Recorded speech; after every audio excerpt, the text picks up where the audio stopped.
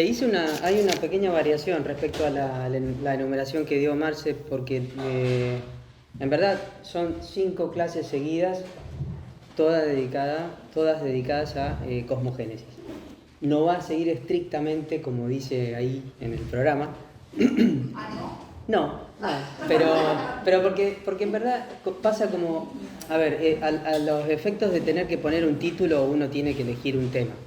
Pero la verdad que con estos temas lo que uno encuentra es que no se los puede separar totalmente, ¿no? Cuando voy a hablar de el principio fundamental, tengo que hablar de aspectos y tengo que hablar de los otros dos. No los puedo totalmente despegar unos de otros, entonces terminamos casi en todas las charlas hablando de todos. Entonces, lo cierto es que son 5 charlas de cosmogénesis. La primera es más bien básica, que fue la de la semana pasada, que habla de axiomas, más genérica. Y lo que decía Marce es algo real.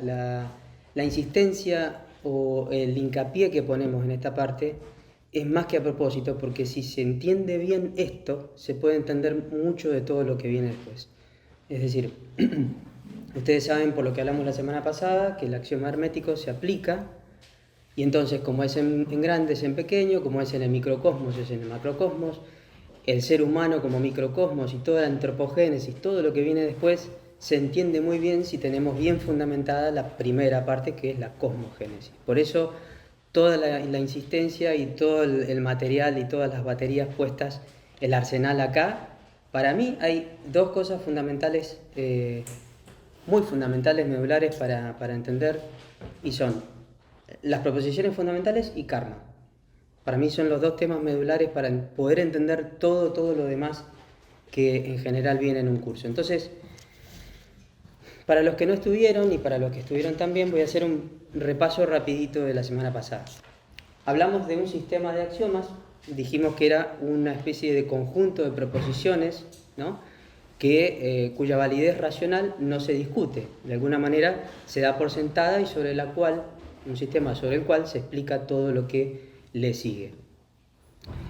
Dijimos también que filosóficamente hablando, la profundidad a la que conviene o hasta donde vale la pena ir en cuanto a dónde asentar a esos axiomas, esas bases, esos principios, es aquella profundidad en donde esos axiomas empiezan a rozar o a tocar nuestras intuiciones espirituales, ahí donde se funde el pensamiento con la intuición, ahí donde lo que pensamos casi se confunde con lo que sentimos.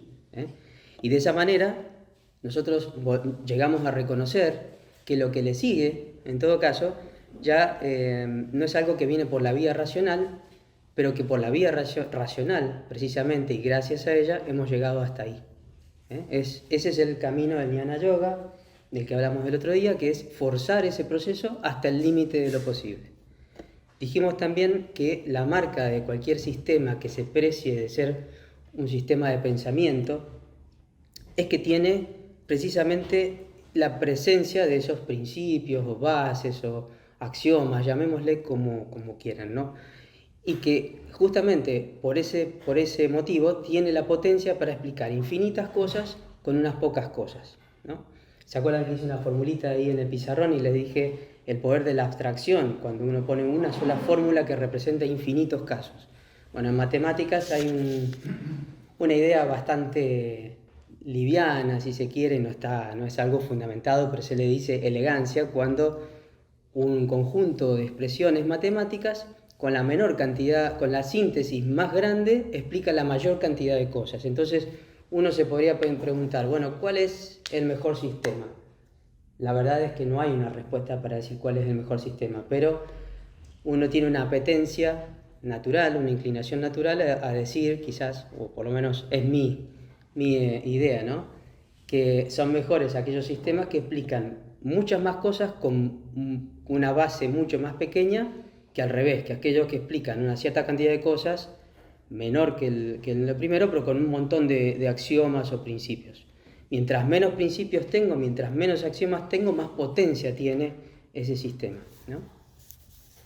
Bueno, también dijimos que el tipo de literatura al que nos enfrentamos cuando queremos estudiar filosofía esotérica es muy diferente a la literatura en general, que tenemos que comprometer todo nuestro ser, que tiene que haber una voluntad de transformación, porque todo termina involucrado de alguna manera. no es algo que podemos procesar simplemente con usar nuestro intelecto, sino comprometer todas nuestras funciones como persona y estar decididos a cambiar en muchas cosas, no podemos de otra manera. Dijimos además que en filosofía esotérica, en particular en lo que vamos a hablar nosotros acá, basados en la obra de Elena Blavatsky, Doctrina Secreta, dijimos que tiene tres de esos principios, y yo al final de estas charlas voy a hacer un ejercicio, o la que viene, no me acuerdo cómo lo diagramé, para reducir esos tres a uno solo, porque para mí se puede reducir todo a uno solo. ¿Recuerdan ustedes cuáles eran esos tres principios o esas tres proposiciones fundamentales? ¿Tienen apuntes? ¿Tomaron nota? El principio 1. El principio 1, universal, sí, una unidad de vida, ¿no? Después teníamos la ley de ciclos y karmas. Sí. Y teníamos la naturaleza. la unidad fundamental de todo. La unidad fundamental. Y además mencionamos un montón de cosas que le imprimían el dinamismo al sistema. ¿Qué dijimos? Dijimos que se hablaba de la sabiduría divina como un proceso de construcción del conocimiento a través de las edades, donde había método científico definido de una manera mucho más amplia quizás que como se lo definen las ciencias. Hicimos hincapié en la impersonalidad de ese principio sustancia, que es ese primer principio de la primera proposición de la que hablamos, la impersonalidad absoluta de ese principio. No hay una divinidad personal, no hay un Dios personal, sino una divinidad o lo divino, y es absolutamente impersonal. No llegué a hablarlo la semana pasada, hay varias cositas que menciono al pasar acá rápidas que no las alcancé a decir, pero lo digo ahora, que en la vida manifestada, la doctrina secreta enseña que todo es Maya. Y el Maya, en este sentido, se entiende como lo impermanente, pero no necesariamente irreal, no necesariamente irreal, ¿no? Se enseña un idealismo objetivo. Idealismo quiere decir que los grados de verdad son mayores mientras más hacia lo subjetivo nos vamos. Mientras más hacia adentro nos vamos, más real es la vida. Mientras más hacia afuera nos vamos, menos real es la vida, ¿no? A eso se le dice idealismo. La realidad reside adentro y hacia afuera va perdiendo grados de realidad. Eso es idealismo. Ahora, cuando se dice idealismo objetivo, quiere decir que lo que está hacia afuera tampoco es totalmente irreal, sino relativamente real. Entonces, Maya, si bien es impermanente, o sea, todo lo que es la vida manifestada es impermanente, por lo tanto nada permanece como nosotros aparentemente lo vemos, ¿no? Y le damos una entidad, y por lo tanto no hay seres que permanecen siempre ahí, siempre siendo. Sin embargo, aunque no lo son una realidad. No es que no hay nada. No es que Maya significa que hay la nada. Hay algo. Lo que vemos depende del momento, en el instante en que lo vemos, y depende también de la relatividad conmigo mismo, con mis propias funciones con las que lo veo. Porque una persona puede ver una misma cosa de un color y la otra persona que está frente a ella lo ve de otro color. Tenemos variaciones en la cantidad de células que captan los colores en los ojos y detectamos diferentes colores y estamos ante presencia de la misma cosa mirándola al mismo tiempo. Entonces hay relatividad y hay también impermanencia. Eso es Maya. De ninguna manera significa que lo que vemos sea falso, sino relativamente verdadero, y la realidad en sí está en lo infinitamente interno o subjetivo. Otra cosa que no mencionamos o quedó medio implícito es que todo es consciente en la naturaleza. Todo es conciencia en su propio lugar. Eso es otro de los elementos que le imprimen dinamismo a este sistema. Y hablamos, sí, de la emanación, ¿no? La emanación o la proyección de la vida desde adentro hacia afuera, ¿sí? La naturaleza arranca de adentro hacia afuera, desde ese lugar subjetivo donde la realidad es la realidad, hacia afuera donde la realidad se va perdiendo en grados. Después hablamos, hicimos hincapié en esto de la divinidad impersonal, no antropomórfica, ¿no? Por lo tanto, en este sistema no hay idolatría, y sin embargo no se está hablando de un ateísmo, No se habla de un ateísmo. Pero no hay un ídolo tampoco, no hay un Dios, ahí lo divino. Entonces, sí podemos aceptar, eso sí lo mencionamos, la existencia de una divinidad creadora colectiva. Podemos hablar de un demiurgos, por ejemplo, que no es personal. Los Dian Johans, por ejemplo, que siempre se nombran, los cosmocratores, los Elohim, depende de dónde lo leamos, depende de qué cultura, vamos a hablar de una divinidad creadora, colectiva, que no es ni extracósmica, ni es personal, y que sin embargo tiene, porque eso de alguna manera rige un universo manifestado que es finito, tiene una conexión con lo que le sigue, con la divinidad, con lo absoluto. No está desvinculado, ¿sí? Los Dian Johans, esos que nombré recién como potencias últimas dentro de cada manifestación, no son seres a los que se le rindan homenajes, cultos ni honores. Son potencias, son fuerzas de la naturaleza y pueden ser imperfectas en su nivel, muy infinitamente perfectas para nosotros, pero de ninguna manera son potencias o fuerzas de la naturaleza que nosotros podamos propiciar, pedirles favores personales. No se puede hacer eso porque no se dedican a lo individual. Son fuerzas de la naturaleza que se deben a la naturaleza en su totalidad, ¿sí? Entonces, no les podemos pedir nada, pero podemos tener una cierta veneración, ¿no? En algunas religiones se les puede llamar, como en el cristianismo, arcángeles, ¿no? Entonces, una persona puede tener una cierta veneración. Ahora, de ahí a pedirle un favor personal a una potencia de la naturaleza que rige todo un sistema, es un poco absurdo, ¿sí? En ese sentido es que digo que no son personales, son fuerzas de la naturaleza. Otra cosa que no mencionamos el otro día y es importante es que no hay un solo punto, sí lo mencionamos cuando les dije lo que era lo absoluto, que ahora hoy vamos a dedicar toda la charla a eso. No hay un solo punto que esté vacío. La misma idea de absoluto implica que no hay un solo punto vacío en toda la naturaleza. Cuando digo naturaleza lo digo con N mayúscula. Trato de mencionar con naturaleza lo que vemos y lo que no. Todo, la totalidad. Y que el plan, en todo caso, a mí no me gusta hablar del plan, por razones que podemos conversar en otro momento, pero digamos que el programa en donde reside todo lo que puede pasar y en donde después todo se vuelve a resumir y de donde vuelve a salir de manera cíclica, va y viene y evoluciona, y no en un solo punto, sino en infinitos puntos a la vez, reside en ese principio, en lo absoluto, en Parabrahman. Ahora vamos a ver un poquito de eso. Después algunos enunciados que no llegué a hacer el otro día, que tenían que ver con la antropogénesis, va a ser importante cuando venga esa parte, ¿no? En Doctrina Secreta se habla de 7 grupos humanos que arrancan evolucionando en simultáneo, ¿sí? Al principio de este ciclo. Se habla también en cuanto a la cuarta ronda en la que estamos, que aparecen primero los seres humanos dentro de los mamíferos y no los demás mamíferos y después el ser humano. Y aparece también un enunciado que dice que lo primero que nace en el ser humano es el linga sharira, el doble etérico, no el cuerpo físico, ¿sí? Bueno, estos son enunciados que tienen que ver con el ser humano. Se menciona la ciclicidad de todo, en todo. Se menciona la causalidad como la médula central de todo. No hay, en la escala del ser manifestado, no hay un principio y un final. Es infinita, hacia un lado y hacia el otro, ¿sí? Y además, ese ser manifestado, que incumbe a muchos mundos posibles, tiene una naturaleza septenaria. Después lo van a ver eso. Cuando vean al ser humano y sus 7 principios en lo manifestado, van a ver que se corresponden con esas 7 naturalezas en la vida manifestada.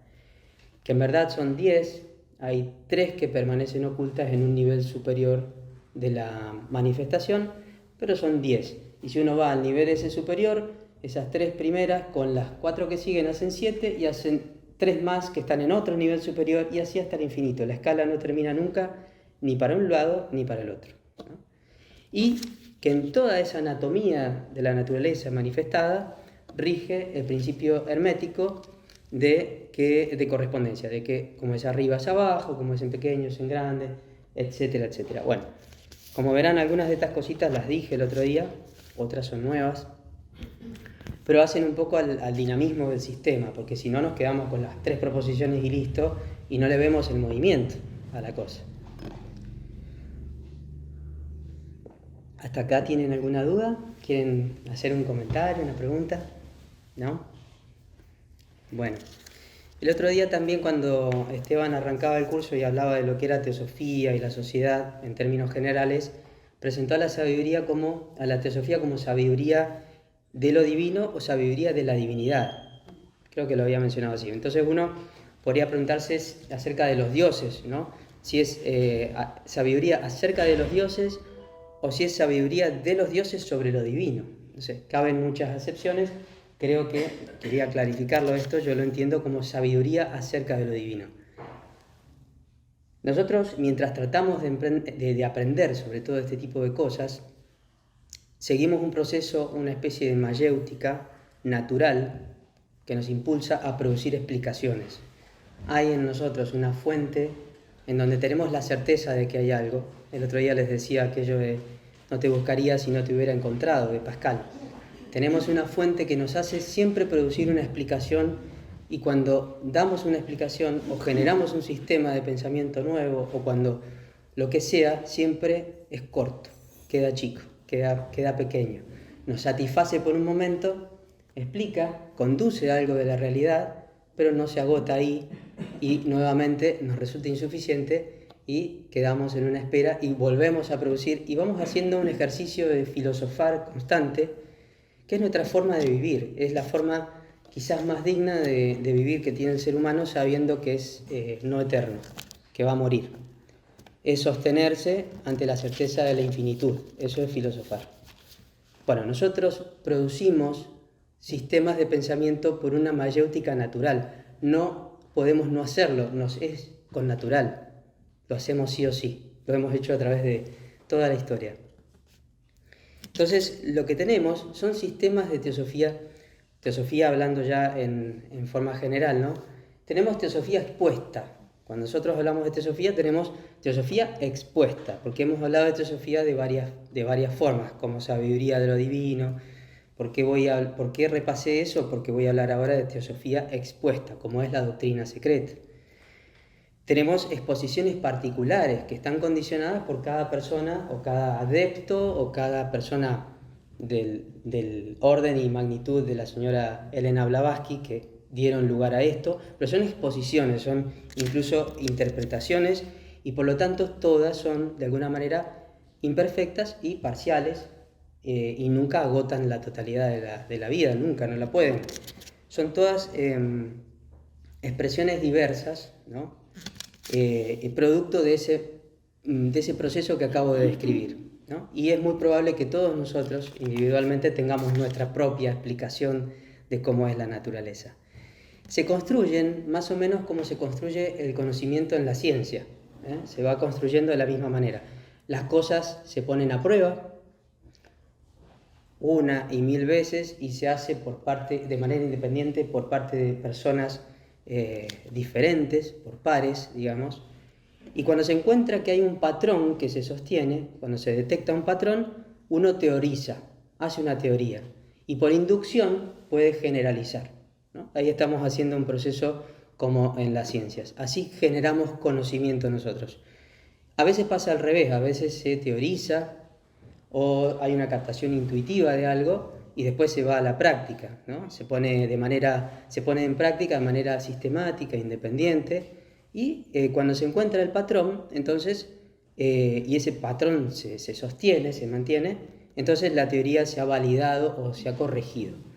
Y nuevamente se la lleva a la práctica una y mil veces, y se va afinando, se va puliendo, se va haciendo cada vez más limpia, hasta que eso converge por un tiempo, porque algo particular de las ciencias y del conocimiento en general es que todo es falsable. Es decir, en algún momento puede llegar la oportunidad de hacer un experimento nuevo, más profundo que antes no se podía hacer y que corrige algunas de las cosas que antes eran erróneas o parciales o relativas, ¿eh? Y se expande, se amplía, se bajan hipótesis que se demuestran falsas, se corrige, se va ampliando el conocimiento, pero fíjense que en todo este proceso lo básico o lo más importante es el pragmatismo. Nunca el conocimiento queda, o por lo menos el conocimiento consolidado como tal, nunca queda en el nivel teórico, nunca queda en el nivel abstracto. Tiene que llevarse al hecho, tiene que llevarse a la prueba pragmática, ¿sí? A la prueba. Todo, absolutamente todo, va a acabar por pasar a la práctica. Esto en el conocimiento científico como en cualquier tipo de conocimiento, en particular conocimiento esotérico o la sabiduría de las edades, ha seguido un proceso similar. La única diferencia es que mientras en la ciencia los métodos se aplican al mundo físico y nada más, aquí se aplica a todos los mundos posibles. Y mientras en la ciencia se aplican los sentidos físicos y la mente y sus extensiones, sus herramientas, todo lo que los seres humanos creamos para hacer experimentos, acá ponemos en juego todas nuestras funciones como seres humanos que nos permiten captar, bueno, no nosotros, pero las personas que se han realizado, los adeptos, los seres humanos que han perfeccionado todos sus órganos, sus facultades en otros niveles de conciencia, pueden poner en práctica y censar el mundo en otros niveles, ¿no? Ahora, a pesar de todo este esfuerzo con el que construimos el conocimiento, lo que es, o sea, lo que es la vida en sí misma, ya estaba ahí, ya estaba ahí antes de la construcción de todo ese conocimiento. Lo que es, quiero decir, lo que existe, siempre existió y siempre existirá. No es que empieza a ser desde el momento en que produzco conocimiento, ya estaba ahí antes, ¿sí? Entonces, cualquier formulación que yo ponga para expresarlo va a ser finita. La vida en sí es infinita, es imposible ponerla en símbolos finitos, no cabe, ¿no? Tengamos presente eso. ¿Por qué lo digo? Bueno, todas esas expresiones de teosofía expuesta conllevan, de alguna manera, tienen en el trasfondo la realidad en sí, la naturaleza. La naturaleza en sí les subyace, pero todos son parciales. Ahora, esa forma de lo que es, que no es escribible por nadie, que no se puede poner en símbolos finitos, que es inefable, eso que es, podría considerarse como la versión trascendental de la teosofía. Estoy hablando de un tercer nivel de teosofía. Una cosa es sabiduría divina o teosofía construida a través de las edades por los seres humanos que se han ido perfeccionando a través de la historia, etc. Otra cosa es Doctrina Secreta, la obra que escribió Elena Blavatsky. Otra cosa es esta idea trascendental de teosofía, que es lo que no se puede escribir, pero que subyace a todo eso, que son formas particulares o expresiones particulares producidas por diferentes personas. ¿Sí? Sí. Si ya estaba ese conocimiento. No, estaba la realidad, dije. ¿Estaba? La vida en sí, la realidad. Cuando vos empezás a escribir un sistema, no significa que empiece a existir desde ahí. La naturaleza ya es. Ya estaba. Ya era, es y será. Ya estaba. Claro. ¿Y por qué se necesita ese procedimiento para...? Nosotros tenemos esa tendencia a producirlo, por lo que decía hace un rato. Nosotros tenemos una captación intuitiva. Somos seres finitos, pero tenemos una conexión interna con la infinitud. A través de lo que ya vamos a ver en la Constitución Septenaria, Atman nos comunica el sentido de trascendencia. Cuando ese sentido de trascendencia existe misticismo en la persona. Y ese misticismo lo lleva inevitablemente a producir explicaciones para sí o para otros, no importa. Pero está compelido a hacerlo. Le otorga o le confiere dignidad a la persona eso. También porque es una forma de sostenerse sabiendo que, que va a pasar por este mundo un pequeño periodo de tiempo nada más, ¿no? Entonces producimos, es como que nos brota, así como los seres finitos o los cosmos en lo absoluto brotan, lo vamos a ver enseguida, dentro nuestro también producimos inevitablemente explicaciones, no podemos no hacerlo, somos usinas de producir eso, eso pasa naturalmente. Ahora, cada una de esas explicaciones nunca es suficiente. Además de que lleva la marca específica de la persona que lo produce, nunca es suficiente. Termina siendo útil para sí mismo porque abre canales nuevos y la siguiente oleada quizás sea más profunda. Quizás internamente tiene una captación mucho más rica de lo que logra poner en palabras. Quizás no, seguramente es así. Seguramente es así.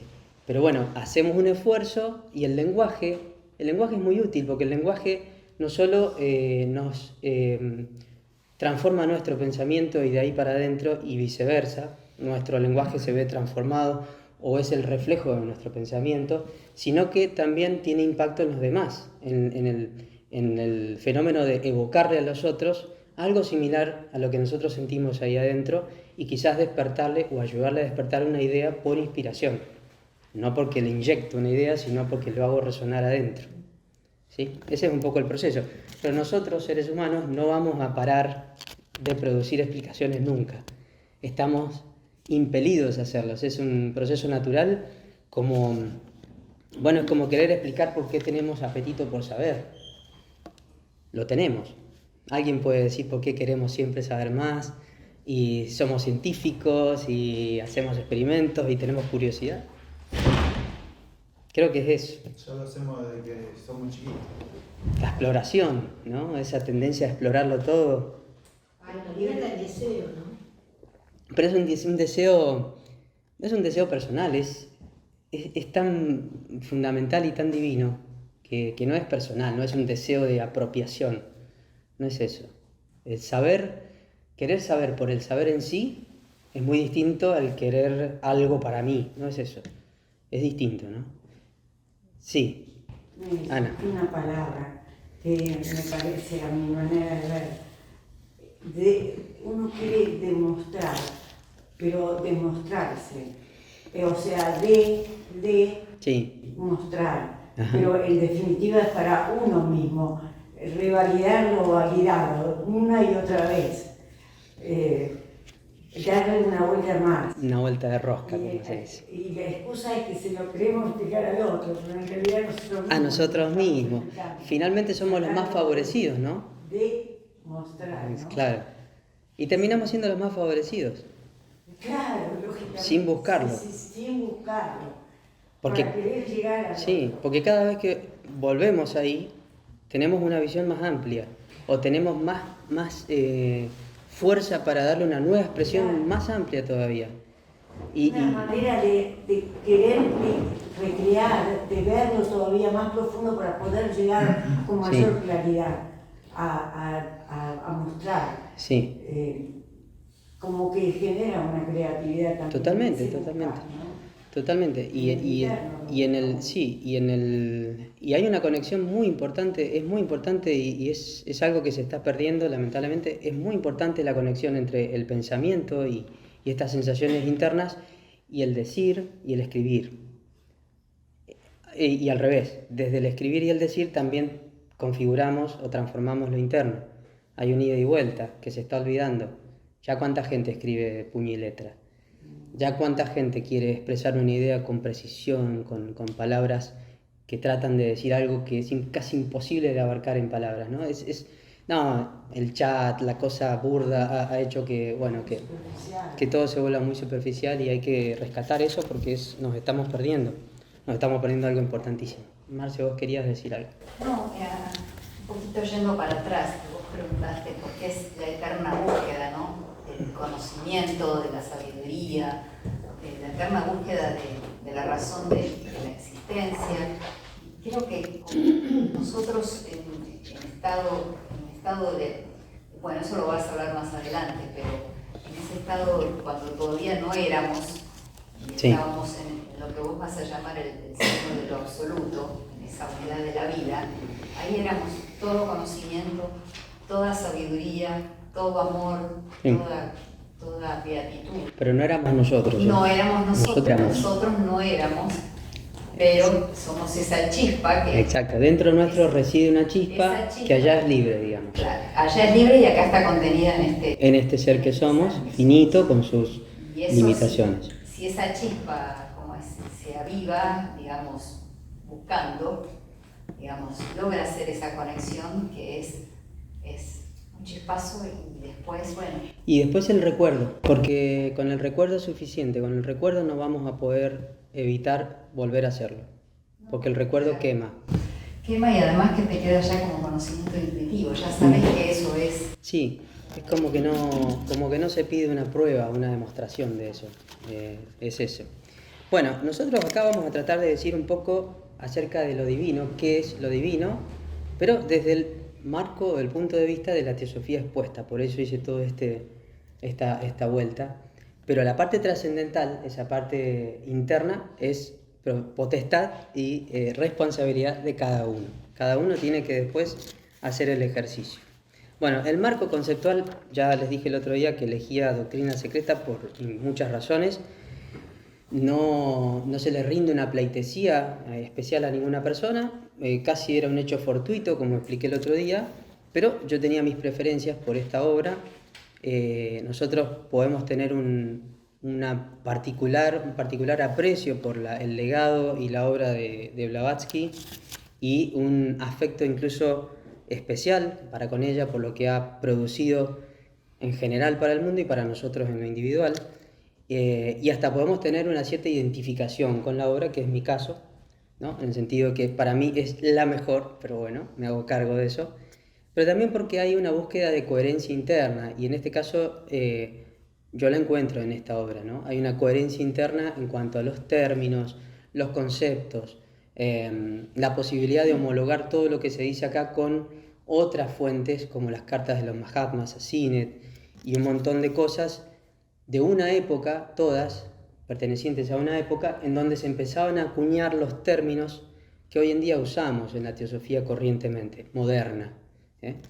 Si ustedes ven el mundo oculto y budismo esotérico de Sinet, van a ver que son productos de las cartas que él mantenía con los maestros, y en donde si leen las cartas también van a ver que están acuñando los términos. Ellos están tratando de ver cómo vamos a hablar de esto, de aquello, le ponen globo, le ponen ronda, le ponen todos esos términos, y todo lo que se produjo en la etapa de HPB son los términos que hoy usamos de corriente y los entendemos y no necesitamos ir a buscar en el diccionario ni nada.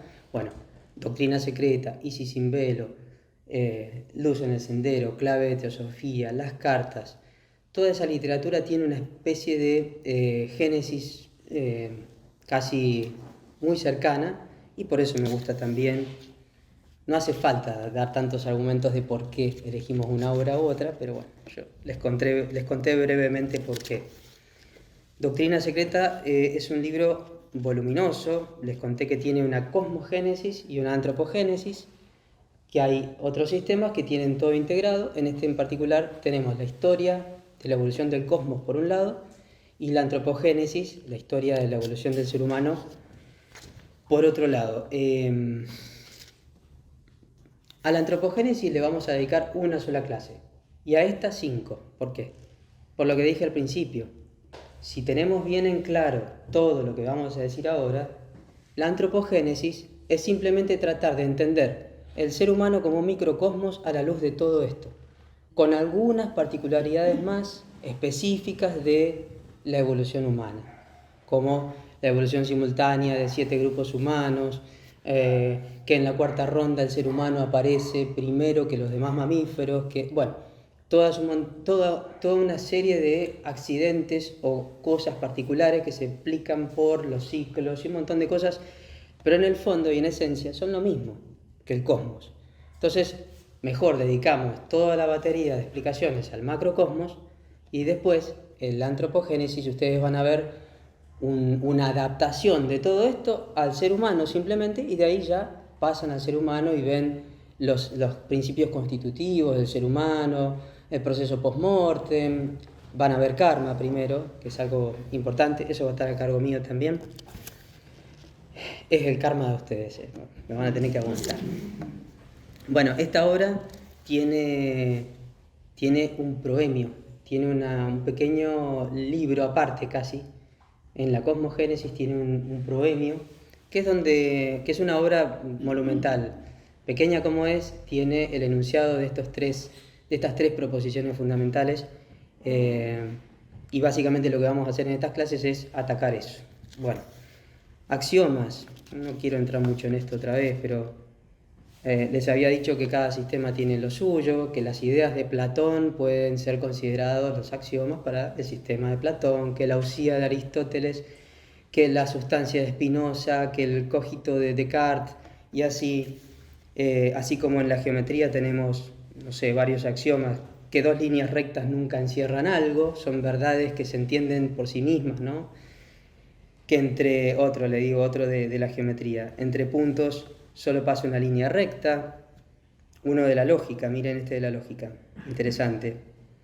Dice, una proposición no puede ser verdadera y falsa al mismo tiempo. Bueno, ¿entienden la idea de lo que se enuncia como una verdad de por sí y que no se explica por qué? No se explica por qué una proposición no puede ser verdadera y falsa al mismo tiempo. Se da por sentado que es una verdad por sí misma. Bueno, cuando nosotros enunciemos las tres proposiciones fundamentales, en mi visión, reductibles a una, no vamos a poder explicar por qué. Vamos a enunciarlas. ¿Sí? ¿Hasta ahí me siguen? Bueno. Estas proposiciones fundamentales, en el caso particular de la doctrina secreta, son en el sentido de causas como también en el sentido de constitución. Son principios constitutivos, son causales, no en el tiempo, sino como origen de, pero también en el sentido material, son las que constituyen prematerialmente a las cosas, ¿sí? Por lo tanto vamos a hablar de un principio substancia, creo que el otro día lo avanzamos un poquito eso. A ver qué les puedo decir para no enredarlos mucho. Bueno, además de profundizar, como les decía recién, de decir hasta dónde puedo considerar que ciertos axiomas son suficientemente profundos o no para decir que estamos ante un sistema virtuoso que explica la naturaleza de una manera virtuosa y mejor que todos los demás, bueno, les decía que uno buscaría, porque los axiomas se pueden de tiempo en tiempo ir llevando más adentro, ¿no? Con esto de que los puedo poner a prueba y descubro de pronto que no eran suficientes, entonces los llevo a una subjetividad mayor, con ese proceso de producir explicaciones nuevas cada vez, podría ir más adentro, ¿no? Les decía que en ese proceso casi que es suficiente que esos axiomas estén al nivel de nuestras intuiciones espirituales, que estén al nivel de donde nuestro pensamiento se funde con la emoción o con el sentimiento más delicado, ¿sí? Y también que estén basados en cosas que son y ya, las cosas que son y no se pueden evitar, las cosas insoslayables, como que al día le sigue la noche, eso es una realidad de la naturaleza y la verdad no la vamos a poder cambiar, lo que es, ¿no? Los dogmas de la naturaleza, por decirlo de alguna manera. Entonces, el porqué de las tres proposiciones fundamentales en doctrina secreta son la razón de ser de la vida una, en sí misma. Pero la causa, como les dije recién, no se puede explicar, no se puede. Es algo que nos trasciende y en todo caso en un estado de contemplación, de meditación acerca de ellas, de silencio muy profundo, muy íntimo, podemos llegar a tener un atisbo de eso y que nos provoque una cosquillita especial y una memoria, ¿no? A futuro. El misterio que reside, porque es el sentido de la palabra misterio es ese, es eso, es la vida en sí, no se puede decir por qué es, se puede decir que está ahí, es el mismo que reside en la semilla y su potencia de germinar. Nadie va a poder explicar por qué la semilla, bajo ciertas condiciones, va a germinar. Me van a dar 1000 explicaciones desde el punto de vista del biólogo, desde el punto de vista del químico, desde el punto de vista del físico, y todos me van a estar diciendo cómo evoluciona en diferentes niveles, pero nunca me van a terminar de decir por qué eso es así. No se puede. Ahora, ¿hace falta? Porque a lo mejor adentro mío yo ya tengo la certeza de eso, no necesito que me hagan una demostración. ¿Me entienden cuando les digo hasta dónde puedo llevar, hasta dónde tiene sentido hacer este ejercicio, ¿no? De jnana yoga, hasta dónde empujarlo? Hasta el lugar donde encontramos nuestras propias certezas. También tiene que estar sujeto a revisión, porque tampoco se trata de quedarnos conformes, porque si nos quedamos conformes ya está, ya nos morimos. Se trata de revisarlo, revisitarlo todas las veces y chequear. Capaz que hay que cambiar algo, capaz que hay que cuestionarse algo otra vez, pero en la medida en que nosotros sintamos que tenemos una prueba interna y no hace falta una demostración objetiva, ya está. ¿Sí? Pero bueno, no vamos a tener la prueba de manera verbal, no la vamos a poder poner en palabras.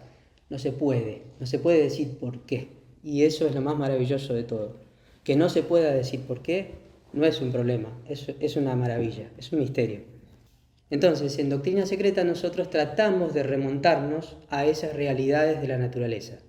Si algo tiene ese libro, es eso, es que casi todos los enunciados, bueno, todos no, los enunciados más importantes tratan de remontarse a esos dogmas divinos, esos dogmas de la naturaleza, los ciclos, la causalidad, lo que se observa, lo que es evidente, además de dónde los ubicamos en profundidad, que también estén basados en realidades, ¿no?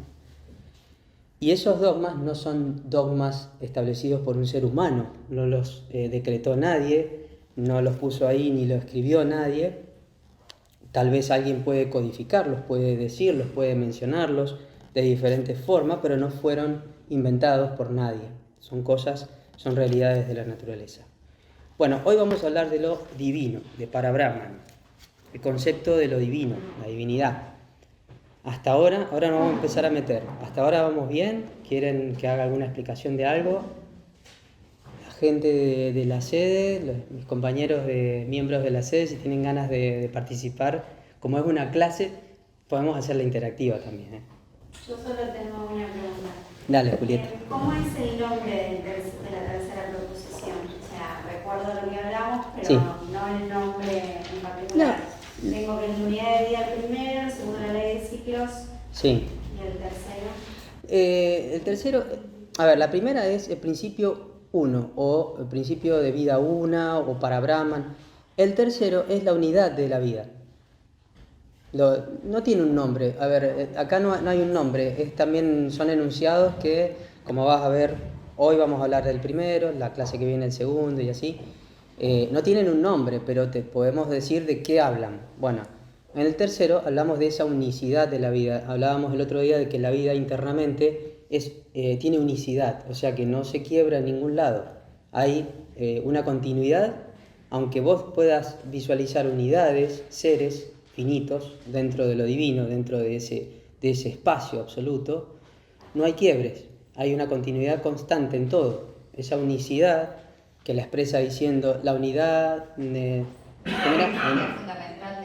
todas las almas con el alma suprema universal. Bueno, cuando habla de almas, ahí para mí no habla de almas necesariamente humanas. Uno lo puede entender, yo leo entre líneas, como la unidad fundamental de todas las unidades finitas con el alma suprema universal, ¿no? Unidad de vida y además unicidad, cohesión interna, no fragmentación. No hay una fragmentación. Entonces, vamos a hablar de lo divino. Primera proposición postula un principio 1, que es el núcleo de todo lo que venga, y es un principio único en toda o sea, es la vida una y es única, ¿no? Empecemos así. Ese principio 1 es lo único existente. Empecemos por ahí. Además se dice que es absoluto, pero que es absoluto de una manera superlativa. Les explicaba el otro día que uno puede hablar de varios absolutos, como las mónadas de Leibniz, como los átomos de los atomistas, puede nombrar varias cosas que se las ha nombrado como absolutas, pero que terminan siendo relativas unas a otras. Más bien, esa idea de absoluto en esos casos son la idea de independencia, de autarquía, como que son autosuficientes, pero hay más de una. Acá cuando decimos absoluto, hay un único absoluto.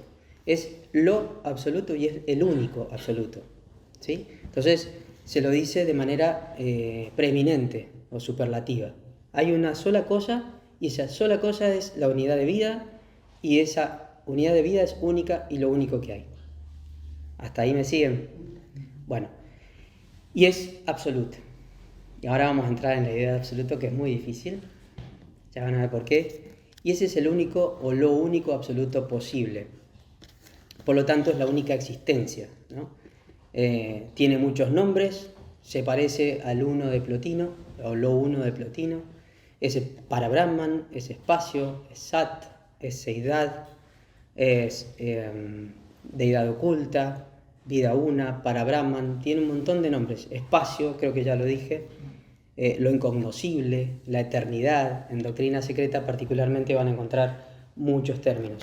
Yo suelo usar mucho la idea de naturaleza, cuando lo escribo con N mayúscula, tratando de referirme a eso, ¿no? No es la naturaleza física, con N minúscula, sino todo. Y bueno, los voy a usar de manera intercambiada, indiferente.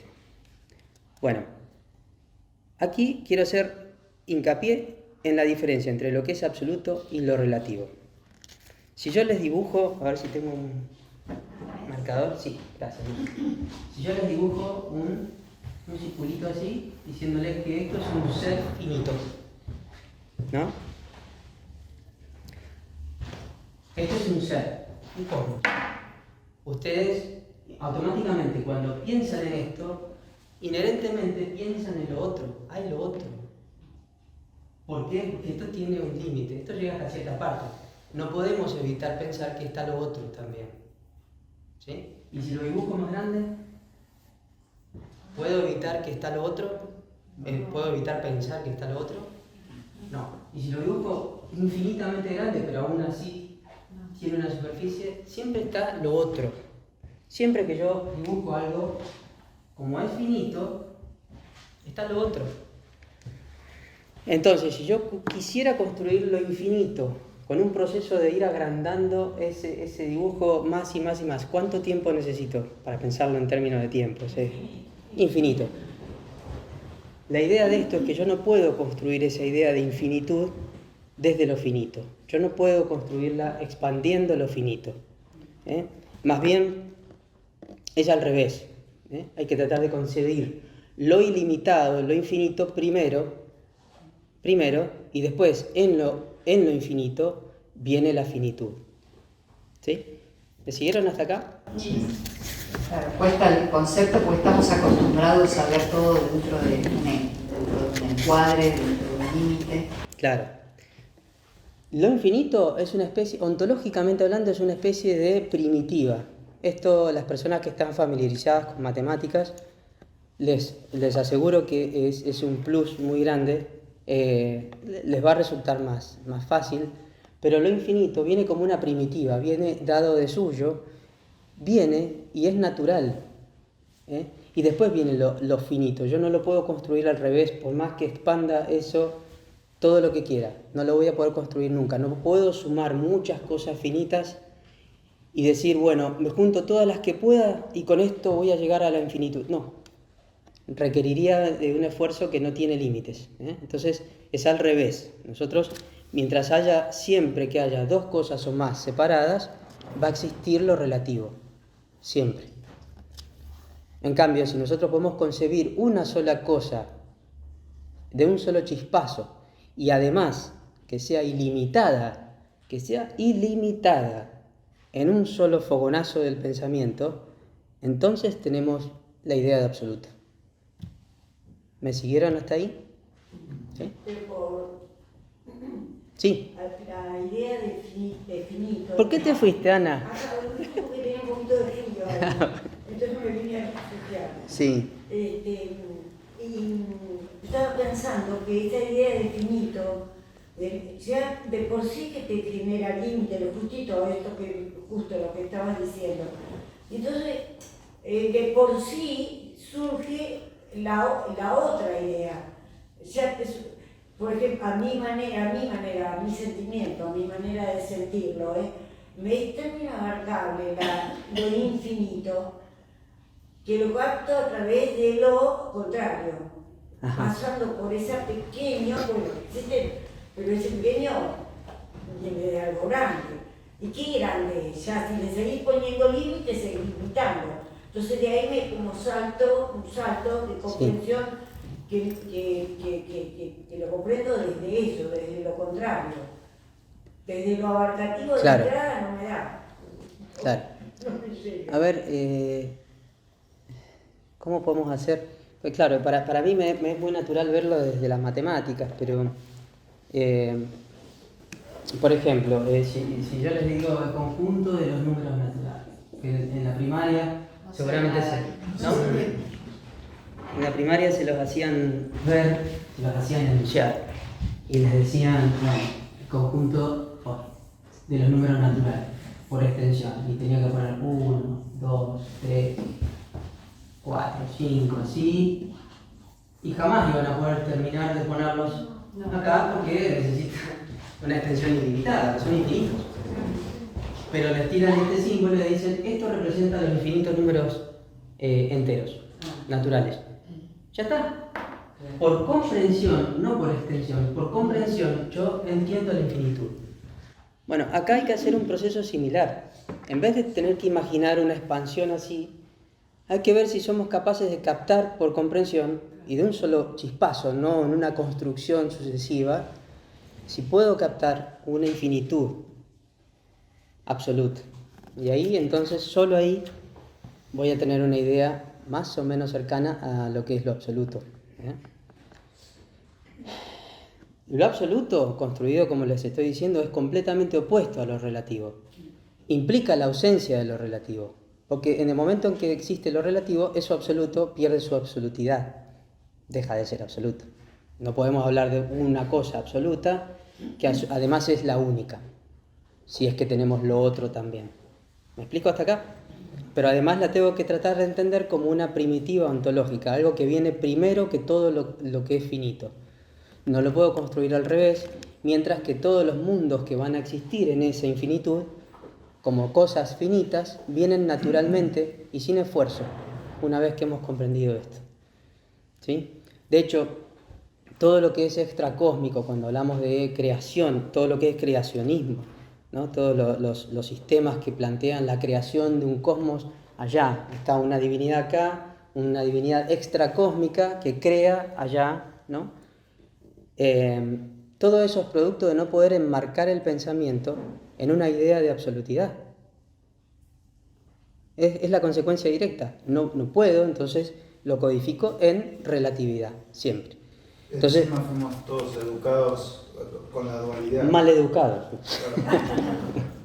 Claro. Por ahí el que piensa más en la unidad y no la dualidad, por el tipo de formación que tiene, lo puede ver diferente. Sí, bueno, pero nosotros somos moldeables, podemos hacer un esfuerzo por romper esa dualidad y tratar de hacer una síntesis más profunda.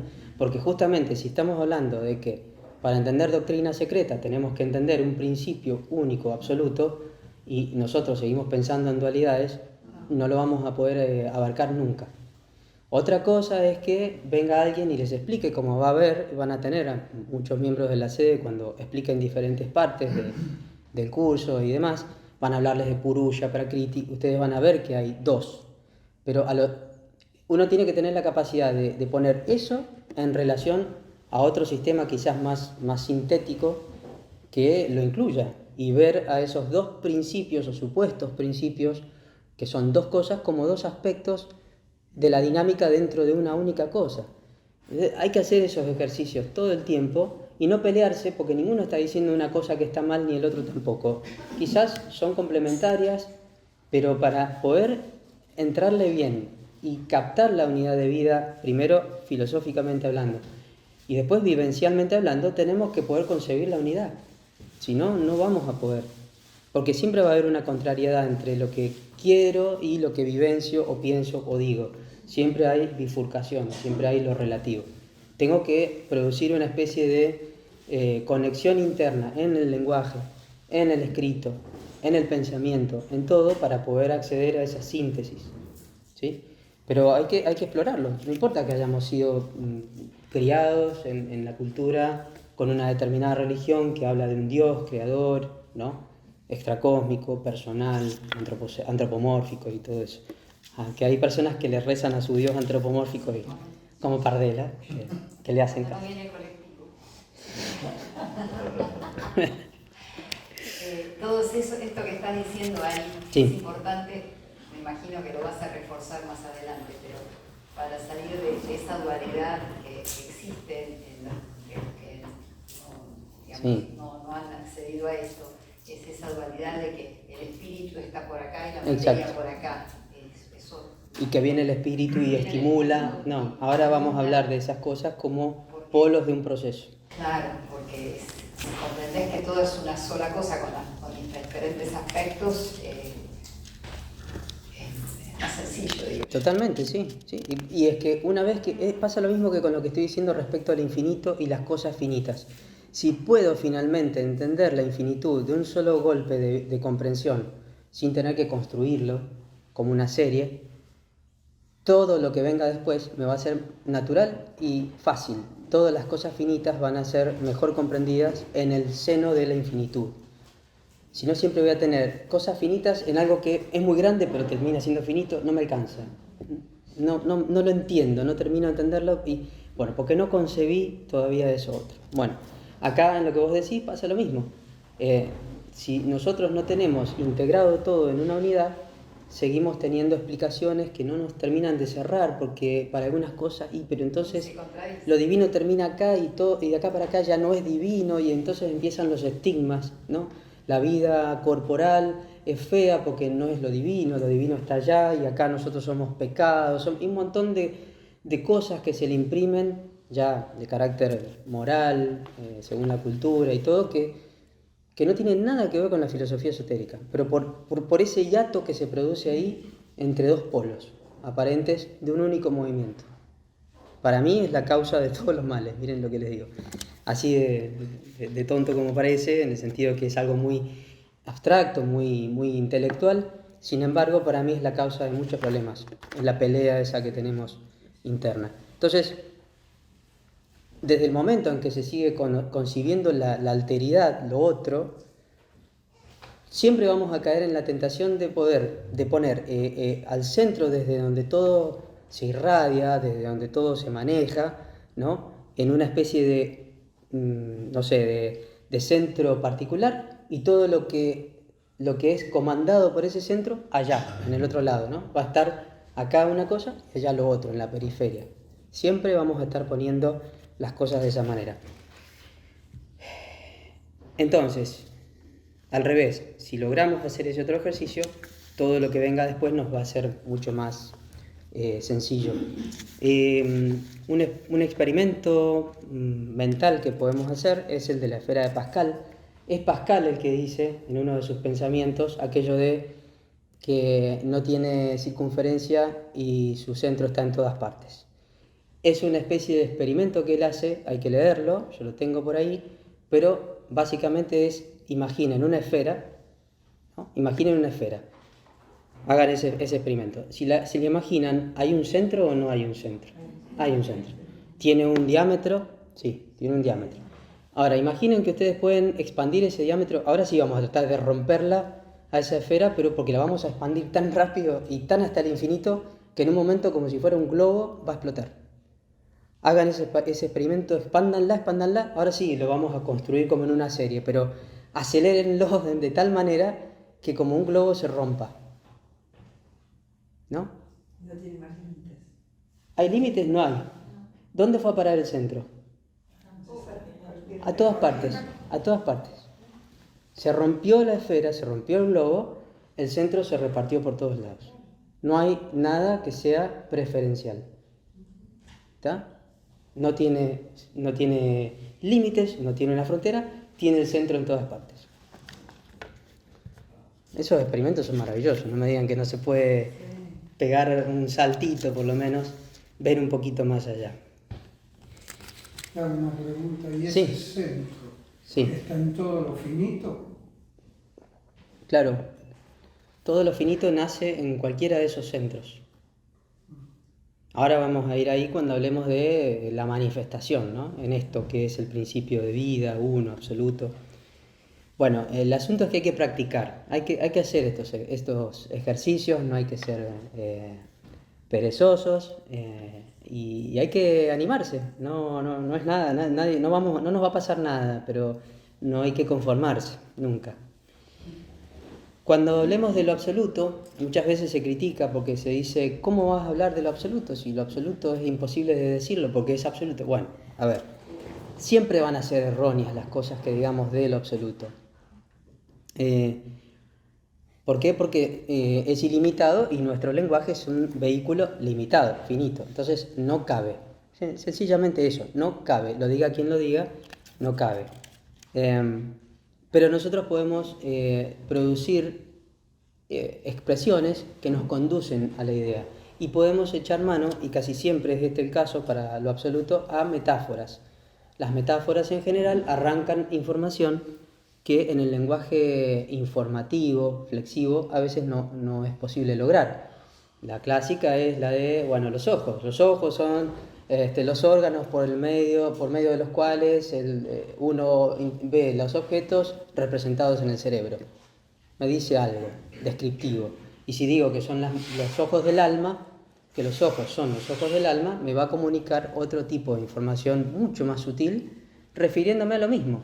Estoy usando una metáfora. Bueno, cuando hablemos de lo absoluto, vamos a hablar del hálito eterno, de un océano sin límites, de lo ilimitado, la raíz sin raíz, de un montón de cosas que tratan de comunicarnos algo, si bien lo que estamos diciendo no es exactamente lo absoluto, siempre es erróneo, pero no está de más y es totalmente positivo decirlo. Yo aliento porque muchas veces desalientan el hablar de estas cosas, como diciendo, ¿para qué vas a esforzarte si eso es imposible? No, les aseguro que en ese proceso de expandir internamente las posibilidades, nuestra potencia, nuestra capacidad de decir, nuestra capacidad de integrar pensamiento con el habla y con el sentimiento y con el misticismo en lo más hondo de nuestro ser, eso va produciendo un resultado a través de nuestra existencia. Entonces, no tiene nada de malo trabajar con estas ideas y animarse.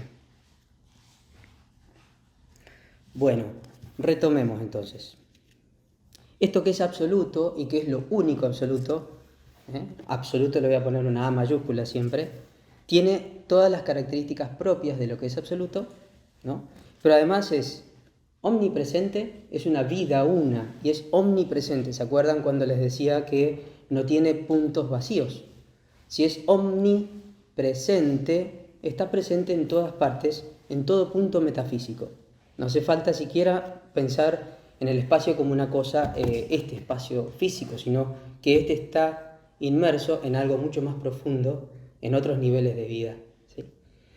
Entonces, omnipresencia significa que no hay un solo lugar, un solo punto metafísico siquiera que esté carente de su presencia, ¿no?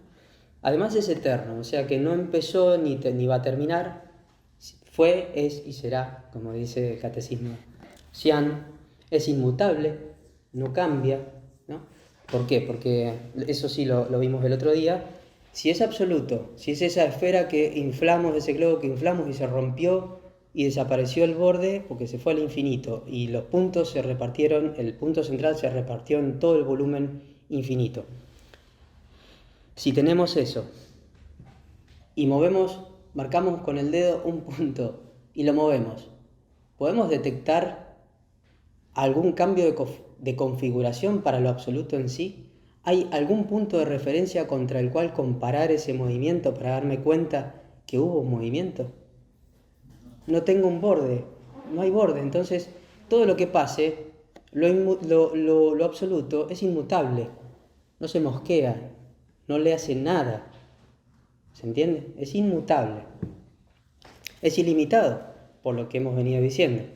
Y es inefable en el sentido del que acabo de decir. No se puede poner en palabras y que esas palabras lo expresen o lo agoten en su totalidad. Es imposible. Es inefable. Sin embargo, es posible decir algunas cosas. Ese principio es raíz y causa de sí mismo. Es padre y madre de sí mismo, se puede decir también. Fíjense que son metáforas. Padre y madre como causa, ¿no? Eso absoluto es un principio sustancial, que es algo que dije también hace un ratito. Y es causa de sí mismo en el sentido ontológico. Estas son dos cosas. Cuando digo que es principio sustancia, lo quiero decir en el sentido constitutivo. Es la raíz prematerial de todo lo que hay y de lo que pueda haber y de lo que no hay. Y es principio en el sentido ontológico, como causa. como origen, no temporal, origen, causa. Es principio de sí mismo y también es causa de sí mismo, causa de todo, y por eso también se dice, como es causa de sí mismo, es la causa sin causa. En algunos momentos, en algunos pasajes vamos a leer que es causa sin causa, no tiene una causa detrás de ello. Hemos llegado a ese axioma trascendental, que es el piso infinito para todo, que no necesita una explicación más allá. No necesita un padre, una causa más allá que lo explique. Se agota en sí mismo, se causa a sí mismo, se explica a sí mismo y se busca a sí mismo. Es teleológico el sistema. Tiene un telos, tiene una finalidad y es sí mismo. Ese principio, lo absoluto, para Brahman, impulsa todo y también se atrae a sí mismo. Y esto es, a mi entender, la raíz de que muchas de las explicaciones que vamos a ver después, o ustedes van a ir viendo cuando vayan leyendo mucho de esto, van a encontrar como doble hélice, ¿no? Como Ida y Pingala, como el báculo de Hermes con las dos serpientes. Bueno, todo en la naturaleza tiene una especie de doble circulación. Para mí tiene un vínculo con esto de que para Brahman es causa y es destino de sí mismo, ¿sí? Todo se conduce hacia a esa perfección infinita que representa lo absoluto, y todo se causa o se origina en lo absoluto también. ¿Hasta acá alguna duda? ¿Se divierten o se aburren o se duermen? Bueno, no hay cosas en relación con lo absoluto. ¿Por qué? Si hubiera cosas, ¿qué pasaría? Las cosas son lo absoluto en sí mismo. Recuerden que si lo absoluto es omnipresente, está metido en todo, es todo, aunque las cosas en sí no lo puedan expresar totalmente. No, las cosas en sí no lo pueden agotar porque es mucho más que las cosas en sí. Entonces, todas las cosas son lo absoluto. O sea, si existieran cosas, existiría lo otro. Otra vez, le estamos rompiendo la idea de absolutidad a lo absoluto.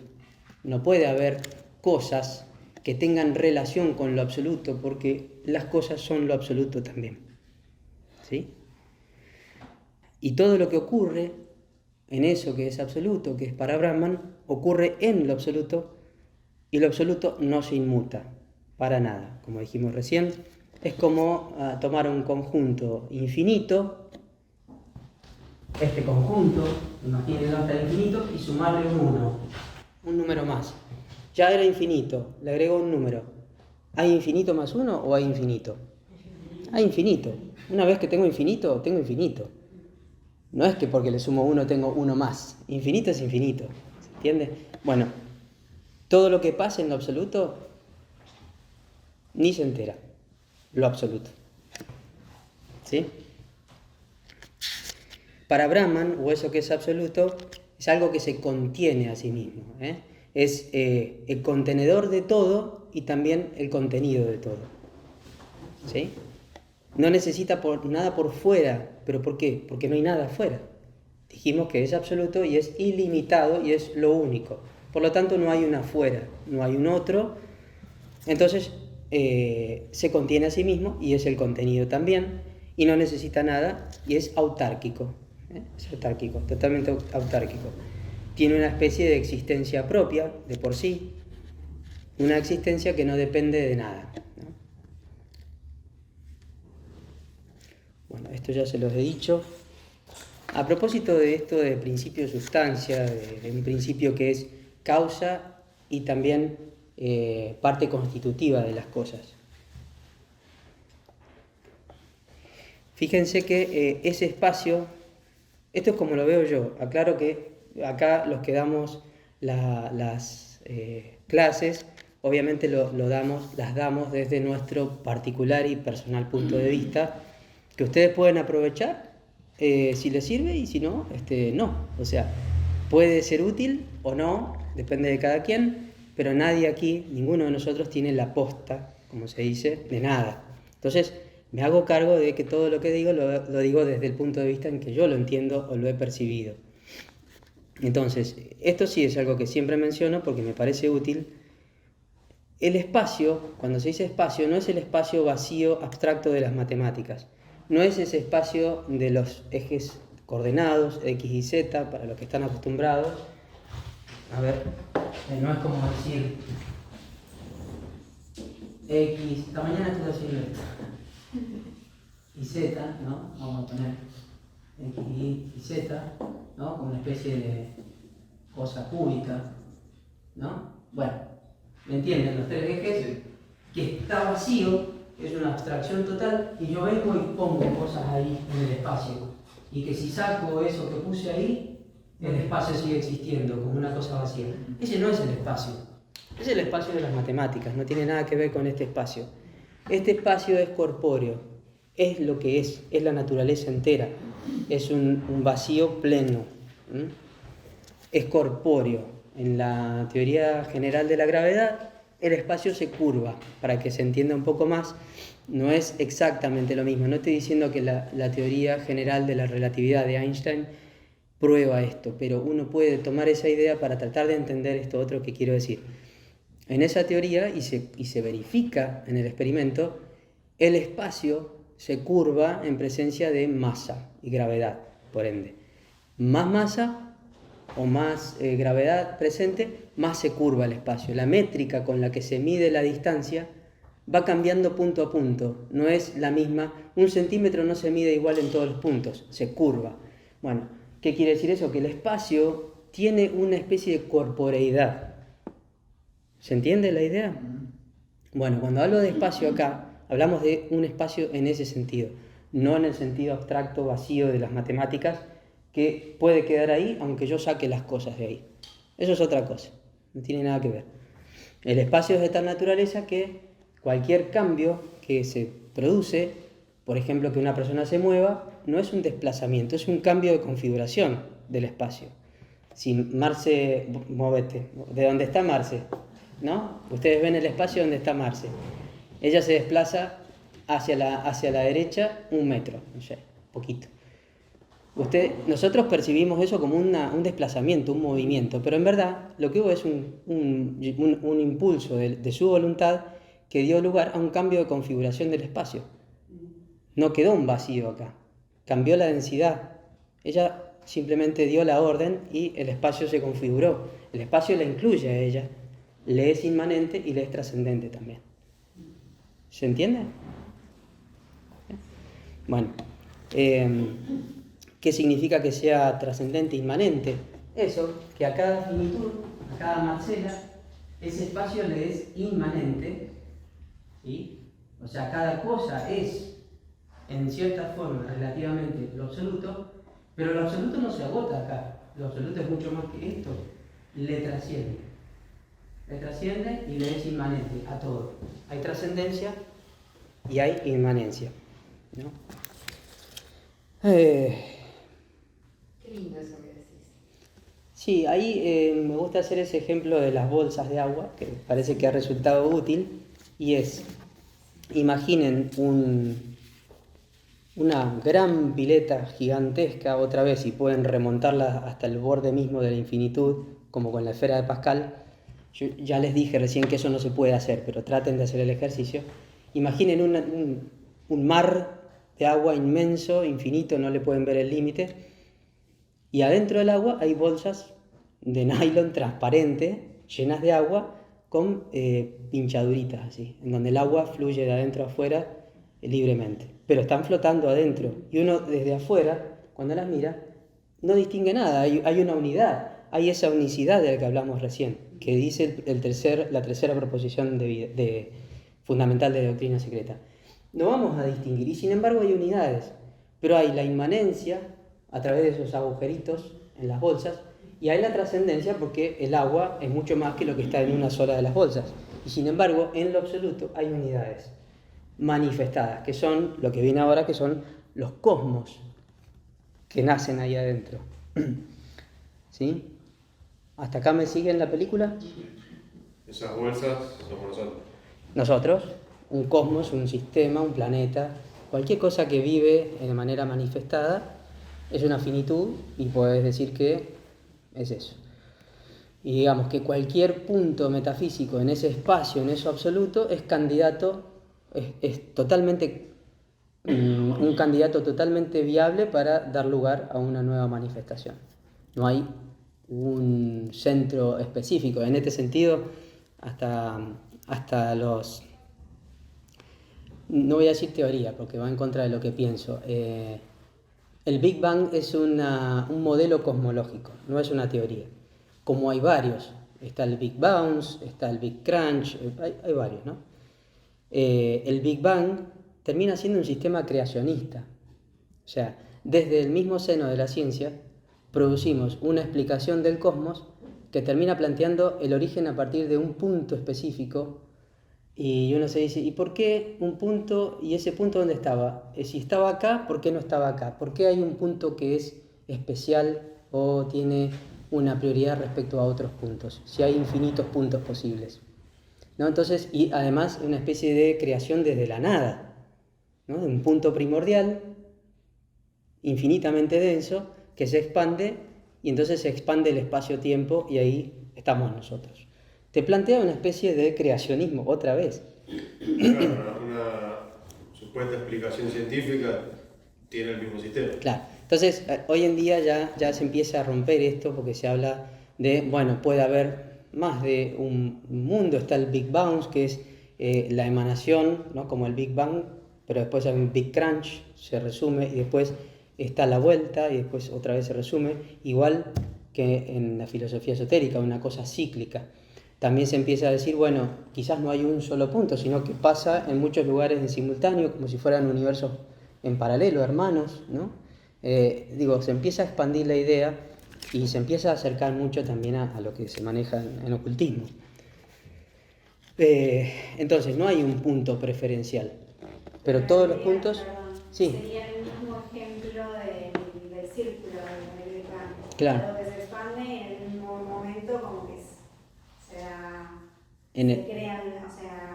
desaparece el centro. En el Big Bang no, porque el Big Bang no postula que esa expansión sea sin límites y que se rompa nada. Permanece un borde, digamos. De hecho, se mide y se sabe que se está acelerando la expansión cada vez más. Pero hay plantea un límite. No es que... Pero ese Big Bang estaría dentro del absoluto. Nada puede haber fuera del absoluto porque no sería absoluto. Que ese Big Bang tenga límites. Claro, eso sería y haya otros exacto, paralelos. exacto, como muchas bolsas en ese océano de agua, que cada bolsa representa un diferente universo o cosmos. Y dentro de esos cosmos otros... ¿Se expande sobre qué?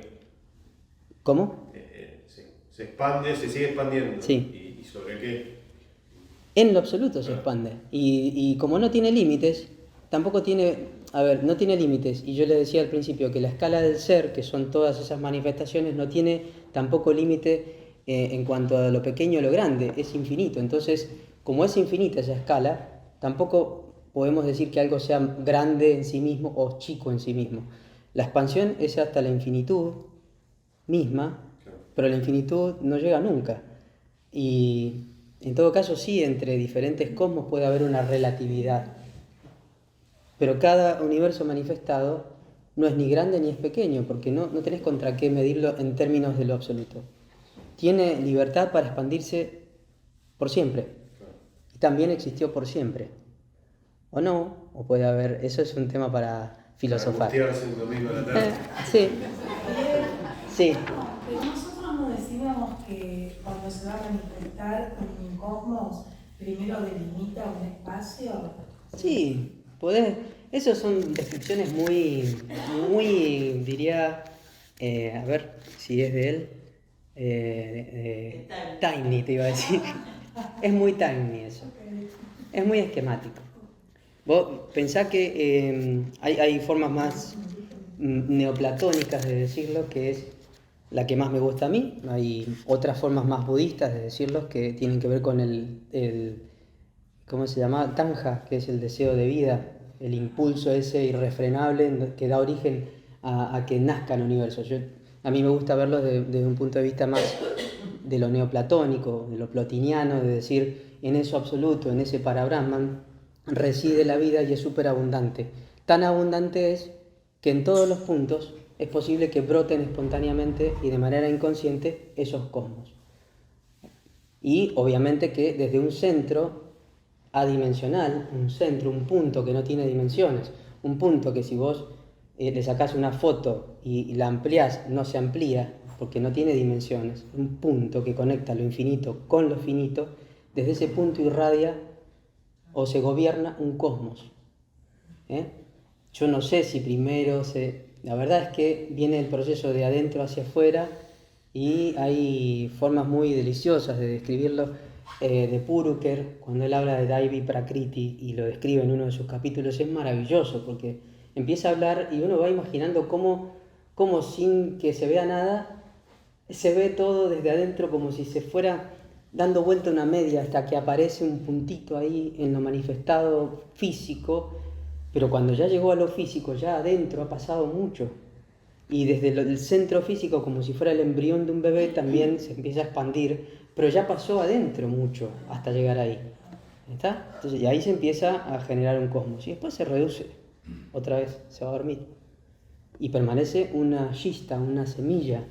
No desaparece el contenido producido en todo ese ciclo. Se va acumulando, aunque no tenga existencia material. Es muy hermoso, pero no... Sí. Así puede evolucionar. Si no, no tendría sentido y estaríamos hablando de un nihilismo, ¿no? Una aniquilación. Termina el ciclo, se pierde todo. La naturaleza no evidencia que pase eso. Evidencia otra cosa. Otra vez dijimos que cuando hablábamos de este sistema estamos tratando de remontarnos a realidades que se observan en la naturaleza también. O sea, como es arriba es abajo, nosotros observamos aquí que nada, la naturaleza no desaprovecha nada, todo se transforma y se recicla y se integra en nuevos avances y así. Entonces uno tranquilamente puede pensar por qué en el cosmos semejante proceso va a producir una pérdida. No tiene sentido. No, esto le da sentido a la vida. Sí, exacto. Te da un horizonte muy luminoso. Da un horizonte luminoso. ¿Qué más puedo decirles? Marce, vos me habías dicho lo de siempre me gusta decir eso, y lo dije al principio, lo del movimiento y las dualidades, ¿no? Espíritu, materia. Sí, porque esos son temas que venimos, bueno, hace tantos años que lo venimos viendo con vos, los primeros años de la doctrina secreta, del curso, del grupo de estudio de la doctrina secreta, se insistió mucho, vos insististe mucho sobre esa, Sí, la dualidad espíritu-materia, y fue... Claro, porque como decía, si uno sigue rompiéndolo en dos cosas... La imagen, o sea... Exacto, bueno, eso. Lo que hay es, desde un punto arranca una manifestación, ¿no? Y se genera un cosmos, ¿sí? Bueno, no sé cómo graficar que desde un punto, bueno, sale algo, ¿no? Que va generando, va construyendo algo, ¿no? Va construyendo la tela cósmica, se va proyectando. Ahora, lo que hay, uno diría, acá hay espíritu y acá hay materia. Bueno, en verdad lo que hay es un movimiento, una única cosa que es movimiento. Es uno de los aspectos del absoluto que no sé por qué no lo he nombrado. Creo que la semana que viene. Claro. Uno de los aspectos que es el movimiento abstracto absoluto. Creo que viene para la clase que viene. Es decir, en lo que es, para Brahman hay el hálito eterno. Es una especie de respirar cósmico, un movimiento neumático, un hálito que no se ve pero que existe, ¿no? Como el resonar de las mareas pero abajo del mar, ¿no? Es un silencio pero sin embargo no está quieto y es cíclico.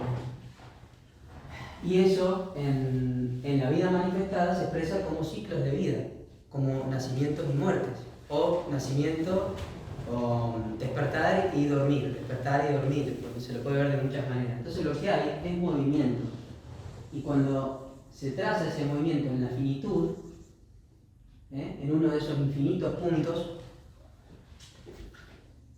tiene un tope, va a llegar hasta donde le alcanza la energía que se irradió por ese punto. El chispazo ese que salió alcanza para un proceso que, bueno, está en la finitud, así que va a llegar hasta un determinado lugar. En ese proceso podemos imaginar como que se va densificando. Lo único que hay se mueve y se va como tejiendo, se va haciendo cada vez más complicado, se va autotejiendo a sí mismo. no hay dos cosas, hay una única cosa, que es acalla, y que se va tejiendo a sí mismo, se va haciendo cada vez más diverso, más rico, más como si fuera un tejido de lana, que es cada vez más complejo. Un punto, como hacían mis abuelas, mi mamá, cada vez más complejo, ¿no? Hasta que, bueno, tenemos lo más complejo de todo, que es la vida física, en un determinado nivel. Bueno, lo que hay es movimiento desde lo subjetivo hasta lo objetivo, ¿sí? Hay una única cosa que es movimiento. Cuando llego hasta acá, por ejemplo, y yo desde acá miro para allá arriba, veo lo espiritual, entre comillas.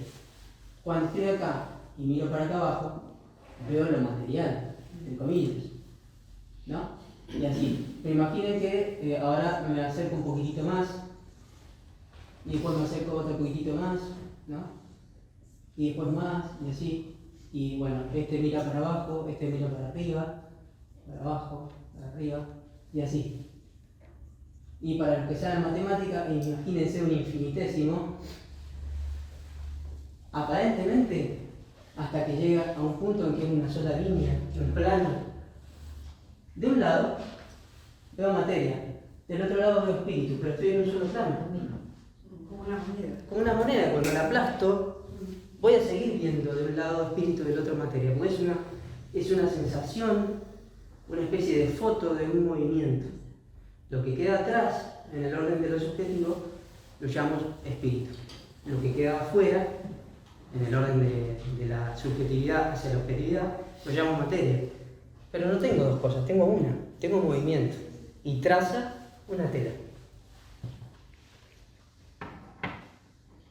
Entonces ustedes ahora pueden dejar de pensar en materia y espíritu como necesariamente cosas distintas y verlo en todo caso como aspectos de una única cosa. Reemplazar espíritu y materia por movimiento, ¿no? Por ejemplo, es una estrategia, no agota la realidad, eso lo tienen que explorar ustedes y después ver si les satisface o no. Pero bueno, Para ponerlo en términos más terrenos. Más terrenos. Sí. ¿Por qué no haces ese dibujito de la conciencia y los grados y cómo nosotros con nuestros órganos físicos vamos captando las realidades? ¿De acuerdo? La planta de 7 tallos esa. Sí, tapando. no me acuerdo si era una planta, sí. pero era el tubito. Sí, sí. No sé si todavía lo pueden. Está bien. No sé si es muy pronto, pero No. pero lo que pasa es que es para... Yo como estoy de este lado... No, sí, por ahí lo voy a confundir un poco porque no han visto Constitución Centenaria de eso. Claro. Pero bueno, digamos que en el trazado del mundo, en donde va a vivir un ser humano, por ejemplo, vamos a plantar un ser humano en este mundo que ha sido manifestado, ¿no? Ese ser humano va a vivir en varios niveles de naturaleza. 1, 2, 3, 4, 5, 6, ¿no? Va a vivir en varios niveles de naturaleza. Llamémosle a esto la naturaleza física, material. Acá, no sé, etérica, no importa. Los nombres la verdad que no importan. Esta sería un tipo de Prakriti 3, bueno, en fin. De lo más sutil a lo más denso. Nosotros vivimos acá. A mí me gusta a veces graficar al ser humano así, porque nosotros tenemos conciencia interna, aquí en el medio, que nos permite alojarnos en cualquier grado de la naturaleza manifestada y tenemos órganos que sensan la naturaleza hacia afuera. ¿Sí? 7 en cada nivel de materia, 7 y así. Bueno, nosotros percibimos hacia afuera y internamente la vida. Otra vez, lo interno es lo subjetivo, lo externo es lo que llamamos objetivo materia, pero en definitiva para la persona que se ha desenvuelto, desarrollado completamente y se mueve en el tubo de la conciencia aquí a libertad y deliberadamente, comprende lo externo y lo interno y ve la interfase. ¿Qué? No, hasta ahí, porque si no... Ve la habilidad. Ah, claro, sí, ve lo que es Maya, se hace uno con Maya. ¿Sí? Pero esto quizás sea medio prematuro, porque no sé si les va a agregar mucho. El proceso de creación de mundos manifestados en lo absoluto, en doctrina secreta se lo suele simbolizar con... ¿Por qué cambié de color? Sí. Con un recuadro negro, ¿no? Primero, negro. Y se dice que es un cuadrado pero sin límites. Imaginen ese espacio, representa ese espacio del que hemos hablado tanto, que no tiene límite. Lo ponemos en un cuadrado porque en verdad debería ser un cubo, porque además no lo puedo poner en el pizarrón y hacerlo infinito. Pero imagínenlo infinito. Después pone aquí un punto. ¿Sí? Voy a hacer toda la secuencia. Perdón, primero aparece un disco así.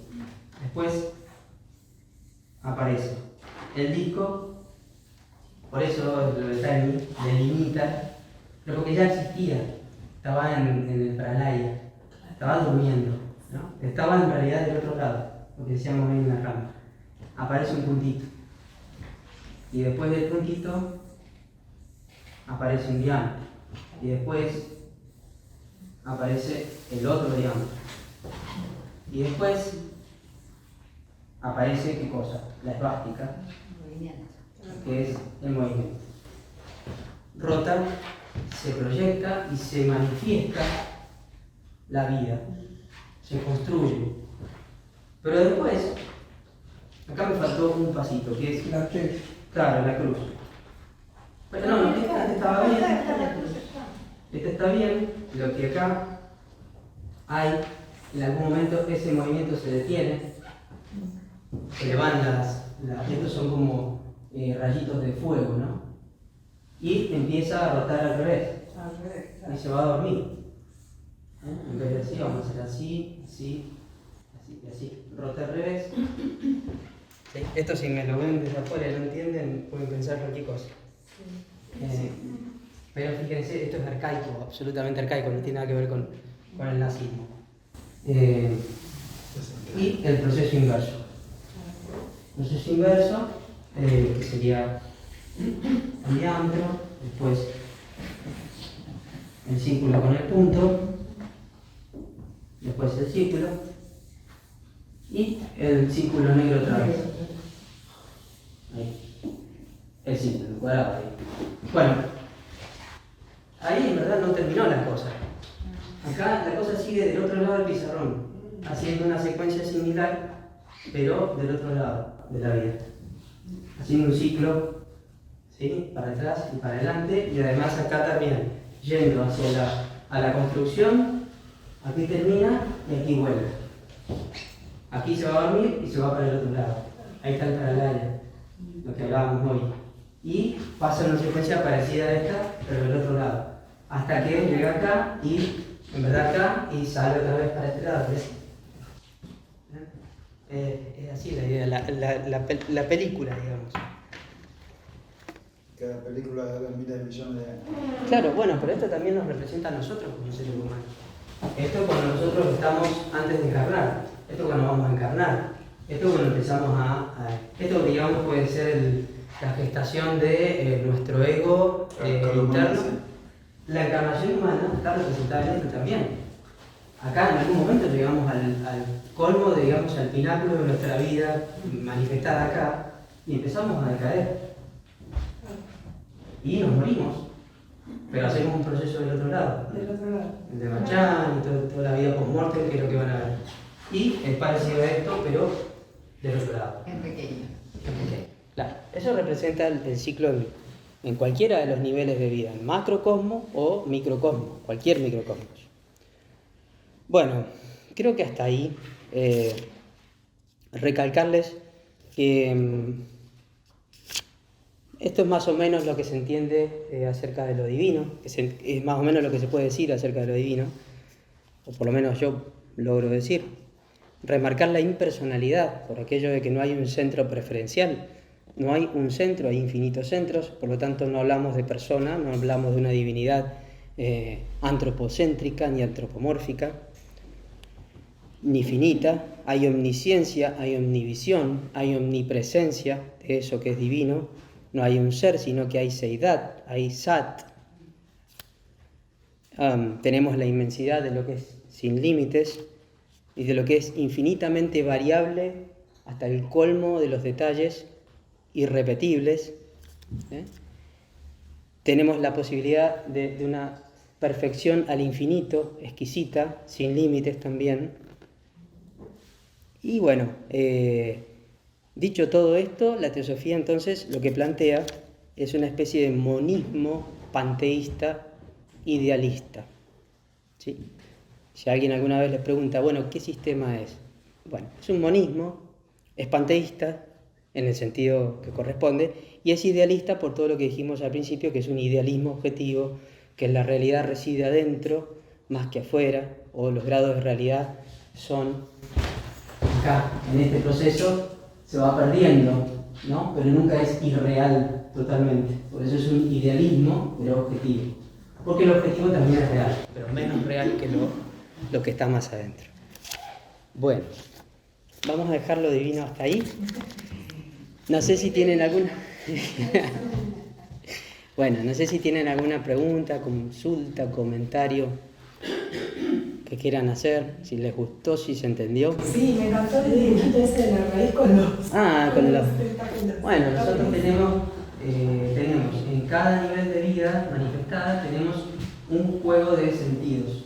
En el mundo físico tenemos 7 sentidos, supone, para el esoterismo.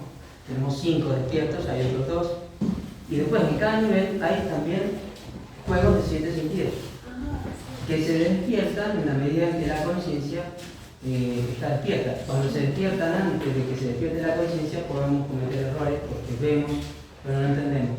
Claro. Es como escuchar pero no oír, escuchar pero no poder interpretar el sonido, ¿no? Entonces salen esos psiquismos descontrolados que pueden traer problemas porque no solo no lo entendemos, nos podemos asustar, podemos meter la pata, podemos cometer errores y bueno, porque no hay conciencia.